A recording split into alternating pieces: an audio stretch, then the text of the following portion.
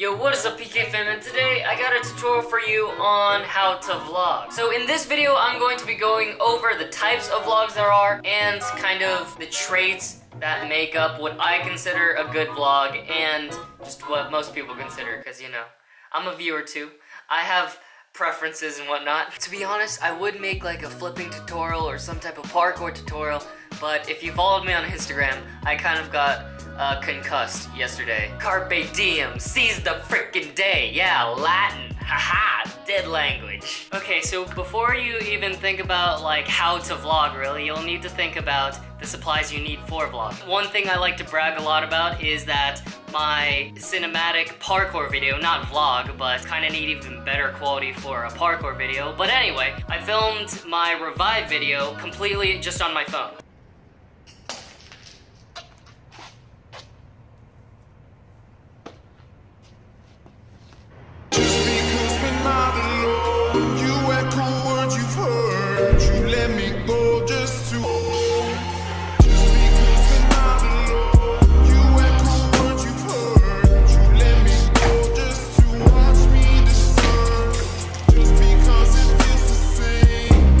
So yeah, that kind of shows that you don't need a really fancy camera to make vlogs or just YouTube videos. But of course, after you do YouTube for a while, you save up money and you feel like you're ready for the next step, it's not a bad thing to try to upgrade. The camera I use for vlogging is a Sony RX100 Mark IV. A link for that product will be in the description below. And the tripod I use is just a Joby, G-O-B-Y, Gorilla tripod. And next thing, which is equally important, editing software. Getting an app on your phone to edit a YouTube video is just, it's not gonna work. It's gonna be really hard to get a precise cut.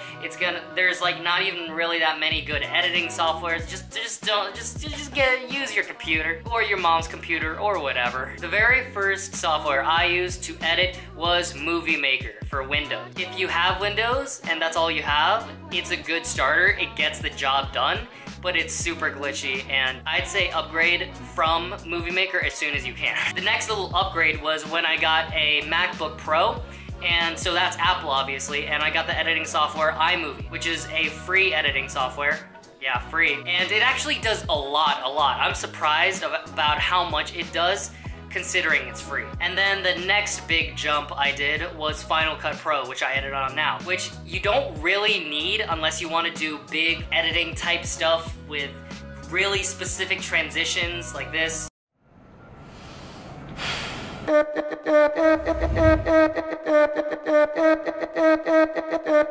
Or if you want to do like very special camera movements like this, or putting text around and putting it there. That's like the only things I've used so far that Final Cut can do that iMovie can't. So Movie Maker's down here, and then like iMovie is like all the way up here in terms of better. But then there's iMovie right here, and then there's like Final Cut right here. FYI, I might have gotten it for free for means you don't need to know. As in, I got it from a friend and downloaded it off his computer. But yeah, I think Final Cut goes for like 200, so it's a big jump. But if you do want to get into like a lot of editing type stuff, I highly recommend from what I use. That's the things you'll need. Camera, tripod not necessary really, but if you want to do like solo training, that could be necessary. And editing software, please don't use an app. So for the most part, there's two types of vlogs. There's raw footage vlogs and cinematic vlogs. Keep in mind, you can kind of combine and mix traits from each type of vlog to make it like your own type of style. It's more about kind of the vibe you're going for, honestly. If you want to make it more mystical or serious looking, or if you just want it to be laid back and funny, kind of. Just as a quick example for clarification, my idea for a like cinematic vlog would be this. We're going on a 3-hour drive to the east side of the island to go do some more exploring. We're excited, and we're not gonna let the rain put us down.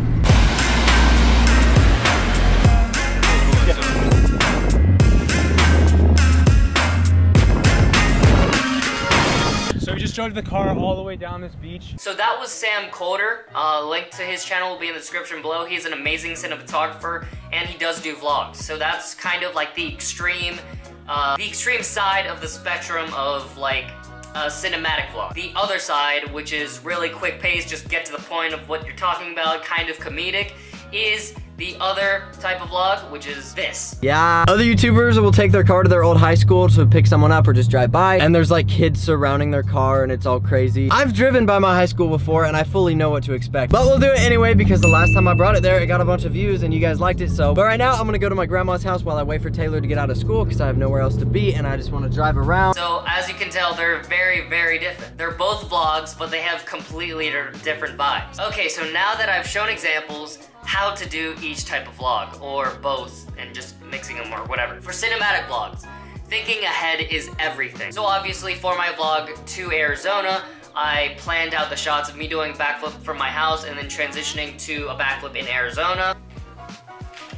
Oh, that little intro part of me getting dressed and brushing my teeth and everything, I had to wake up 30 minutes earlier.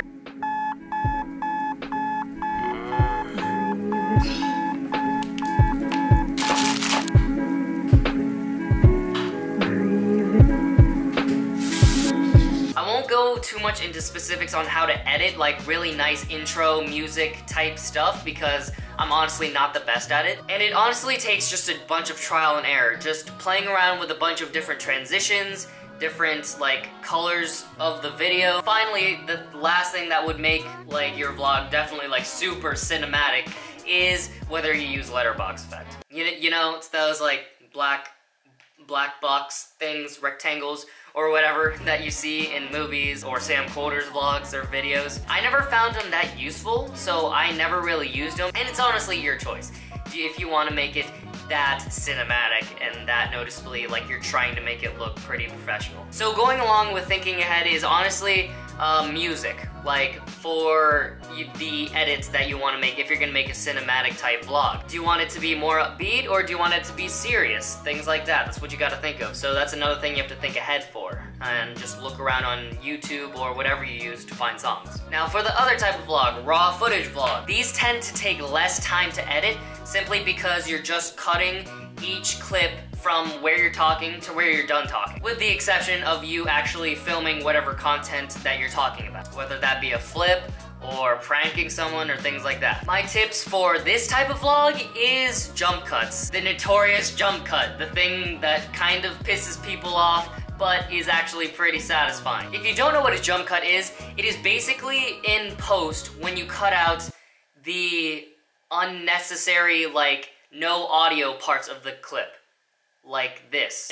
In post when you cut out the unnecessary no audio parts of the clip. Like this. Now cutting out those like 0.5 seconds in between each word may not seem like the biggest, most important thing for this type of vlog, but each of those 0.5 seconds where there's nothing going on in the video, it's just you kind of thinking of what you're supposed to do, is eating away at the viewer's attention span, which we all know is way too short. So doing jump cuts keeps it fast-paced and slightly more satisfying to watch. The next thing is background music. When you're doing a bunch of talking, and I mean a bunch of talking for one vlog, and you rewatch it a bunch of times, you're gonna realize that your voice gets a little bit annoying if you keep on talking over and over and over, which is why it's nice to have a really low background beat to go with your voice so that your brain is a little bit occupied with that and not just your voice. I would say is not music with words, because when you're talking and then you have background music that's singing, then like the viewer is gonna be trying to listen to you but also subconsciously listening to the lyrics, and then it's gonna be really annoying for them. And for the most part, a pretty consistent beat with no like big beat drops or anything like that, because beat drops when you're just talking is just unnecessary. So again, just to make sure I get this to you guys, these two types of vlogs that I'm saying shouldn't be considered two complete different entities. The way to make a unique and like really good vlog is to try to combine these two types of vlogs to kind of create your own style. That's all all the tips I can think of for you guys. I did write all my tips down. I'm trying to think if there's anything else, but I think that's all. If you found this video helpful, please remember to like, share, subscribe, and ring that notification bell button. You should also ring that notification bell button for other tutorials and things that you would like. Comment below anything that I might have missed in a how to vlog or vlogging things that you should be aware of. And I guess I'll see you guys in the next one. PK person out. Hopefully my concussion will be gone by the next video and we'll be doing some crazy parkour.